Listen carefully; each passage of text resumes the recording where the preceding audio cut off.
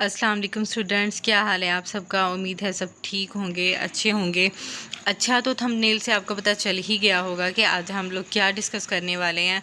Obviously ये बड़ा interesting एक हम कह सकते हैं कि पॉइंट होता है चैप्टर का, जहाँ पे हम सारे शॉर्ट क्वेश्चंस जो हैं वो डिस्कस करेंगे। इससे आपको ये फ़ायदा होता है कि आपको एग्ज़ाम्स की तैयारी के लिए अगर शॉर्ट क्वेश्चन आपको चुनने होते हैं तो आपको ज़रा ईजी हो जाता है, ठीक है। तो हमारा यहाँ पे जो सबसे फर्स्ट, अभी हम सेकंड चैप्टर जो है solving biological problem, biology class 9, तो उसके हम लोग जो है ना शॉर्ट क्वेश्चन डिस्कस करेंगे, ठीक है। सबसे पहले जो हमारा आ जाता है क्वेश्चन, वो हमारे पास है डिफाइन बायोलॉजिकल मेथड।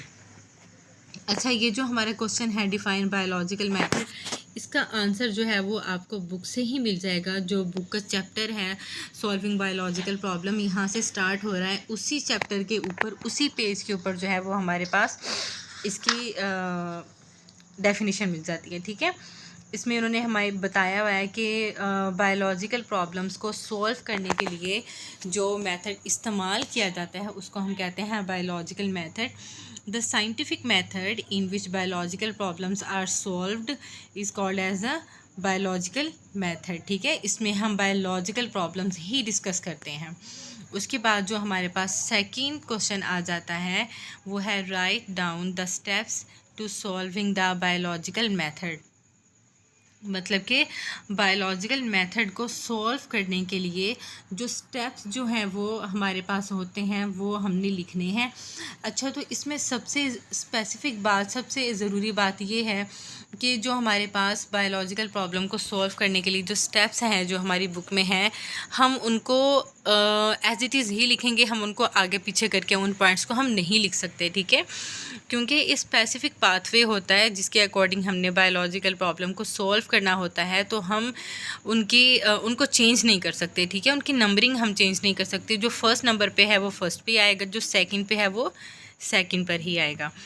अच्छा, तो उसमें कौन कौन से आ जाते हैं। सबसे फर्स्ट है recognition of biological problem, second है ऑब्जर्वेशंस, थर्ड है हाइपोथेसिस फॉर्मुलेशन, उसके बाद डिडक्शंस, एक्सपेरिमेंट्स आ जाते हैं, समराइजेशन ऑफ रिजल्ट्स, और सबसे लास्ट में हमारे पास कौन सा है, रिपोर्टिंग द रिजल्ट्स, जहाँ पे हमने अपने रिजल्ट्स को शाया करना होता है, रिपोर्ट करना होता है, दुनिया को बताना होता है, ठीक है।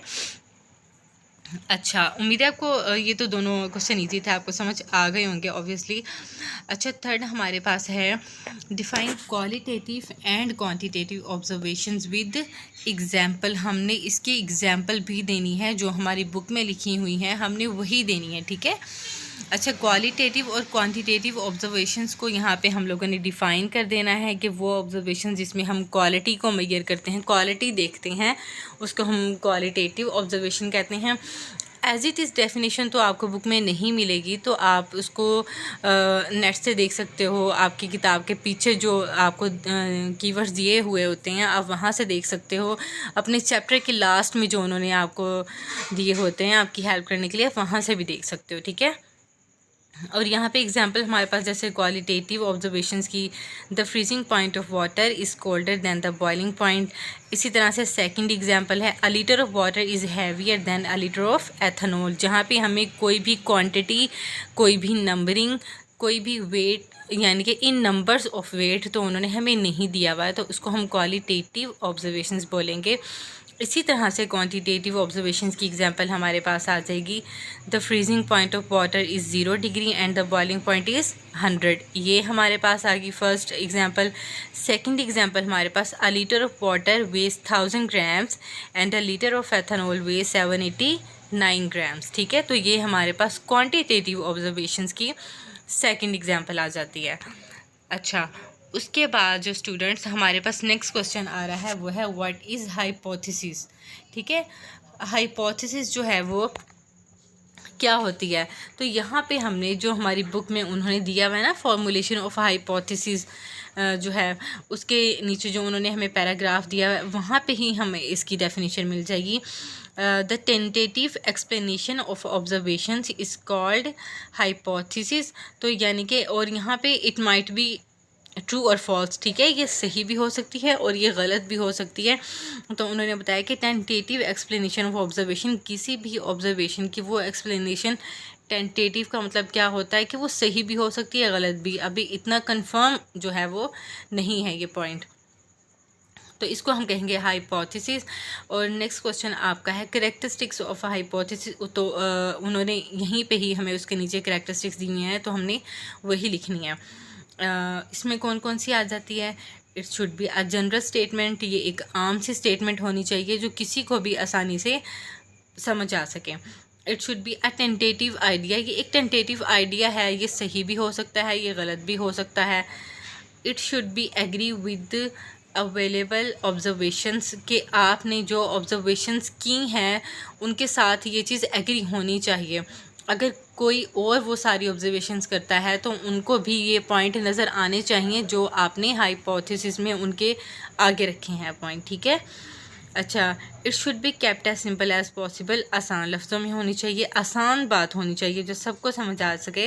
और लास्ट वाला है it should be testable and potentially falsifiable, तो इसको कोई भी साइंसदान अगर चाहे, कोई भी फिजिशियन चाहे तो उसको टेस्ट भी कर सके और वो सही या गलत का अंदाज़ा भी वो खुद से लगा सके, ठीक है। तो इसको हम कहते हैं हाइपोथेसिस के करैक्टरिस्टिक्स, जो कि बहुत इंपॉर्टेंट शॉर्ट क्वेश्चन है आप लोगों का सॉरी। अच्छा, उसके बाद हमारे पास आ जाता है जो 6 क्वेश्चन है, वो है what is control in experiment. तो इसी चैप्टर में जो आपको उन्होंने ब्लू बॉक्स के अंदर दिया हुआ है ना 23 पेज के ऊपर कंट्रोल वाला, ये सारा पैराग्राफ है, तो आप लोगों ने ये वाला इसमें करना है। उसके बाद 7th है what is a Plasmodium, how it enters in the blood of man. इसमें आप लोगों ने प्लाज्मोडियम का बताना है कि प्लाज्मोडियम होता क्या है, कि वो ऑर्गेनिज़म जो कि मलेरिया कॉज करता है उसको हम प्लाज्मोडियम कहते हैं।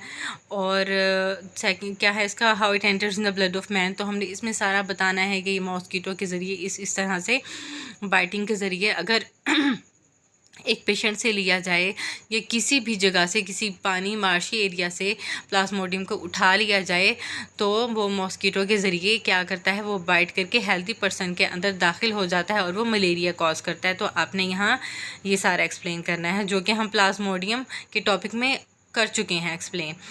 अच्छा, उसके बाद जो 8th क्वेश्चन है वो है right the point of observations of AFA king.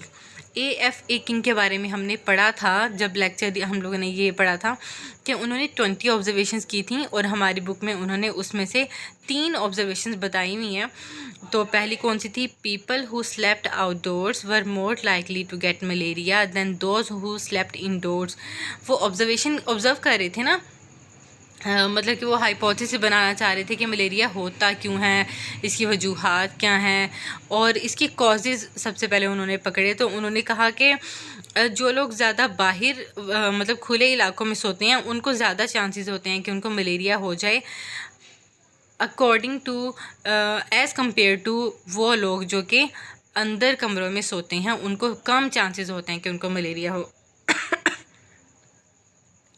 Second जो है वो हमारे पास है point, people who slept under fine nets, यानी कि जो नेट्स के अंदर सोते हैं, जो जाली के अंदर सोते हैं, उनको मलेरिया होने के चांसेस कम होते हैं एज़ कम्पेयर टू जो बग़ैर जाली के, बग़ैर नेट के सोते हैं।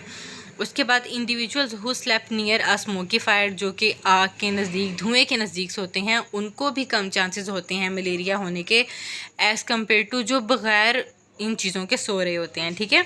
तो उनके ये 3 पॉइंट हमें जो हैं वो ऑब्जर्वेशंस के दिए हुए हैं हमारी बुक में, तो आपने इस क्वेश्चन के आंसर में वही लिखने हैं। उसके बाद भाई हमारे पास क्वेश्चन आ जाता है differentiate between theory and law.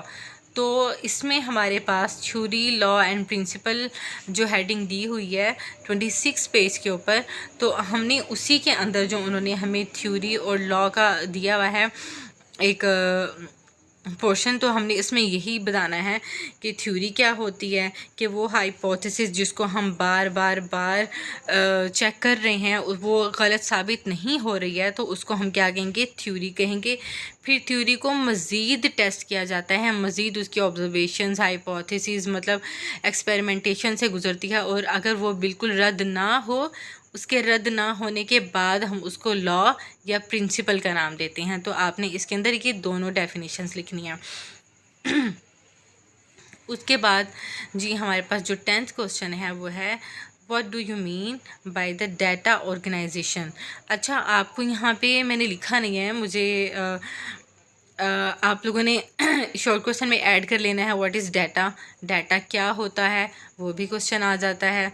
उसके बाद अभी हम यहाँ पे डाटा ऑर्गेनाइजेशन की बात करेंगे। उसके बाद भी एक इम्पोर्टेंट क्वेश्चन जो है वो आ जाता है, व्हाट इज़ डाटा एनालिसिस, और कौन से स्टैटिस्टिकल मेथड हैं जिनको अप्लाई करके हम डाटा को एनालाइज करते हैं। ठीक है, सबसे पहले हम डाटा ऑर्गेनाइजेशन, डाटा की बात कर लेते हैं कि कोई भी रॉ हमारे पास मटेरियल है, कोई रॉ इन्फॉर्मेशन कह लो, या हमारे पास कोई भी चीज़ जो हमने नेम्स की सूरत में, टेक्स्ट की सूरत में, इमेजेस की सूरत में इकट्ठी की हुई हैं काफ़ी ज़्यादा, और अभी उनका हमारे पास कोई मतलब नहीं बन रहा, कि वो उनकी समझ नहीं आ रही कि वो आखिर में चीज़ है क्या, तो उसको हम डाटा कहेंगे।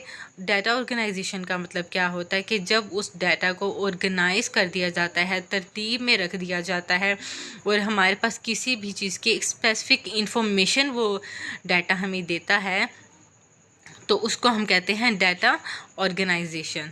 ठीक है, इसी तरह हमारे पास आता है डाटा एनालिसिस। डाटा एनालिसिस में हम क्या करते हैं, तरतीब देने के बाद उस डाटा का तज्ज़िया किया जाता है कि आया ये हमारे पास सही रिज़ल्ट्स दे रहा है, ये नहीं दे रहा, तो उसको एनालाइज किया जाता है डाटा को।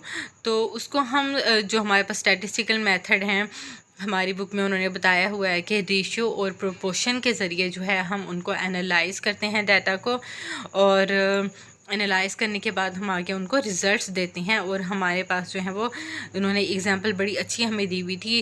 खैर वो एग्ज़ाम्पल तो हमारे लॉन्ग क्वेश्चन में आ जाएगी। जो उन्होंने बताया था कि हमने 20 स्पैरोज़ ली और 14 को मलेरिया हुआ, 1000 नहीं लिए हैं, तो उसमें से कितने को मलेरिया होगा। तो ये हमने, उसके बाद आप ये लेक्चर देख सकते हो, हमने बड़ा अच्छा डिस्कस किया था। अच्छा, तो उम्मीद है आपको समझ आ गई होगी। अगर समझ आ गई है तो बहुत अच्छी बात है, कमेंट करके मुझे ज़रूर बताइएगा, और चैनल को सब्सक्राइब कर दें, लाइक कीजिएगा, शेयर भी कीजिएगा, ताकि और भी लोगों का फ़ायदा हो सके। Thank you so much.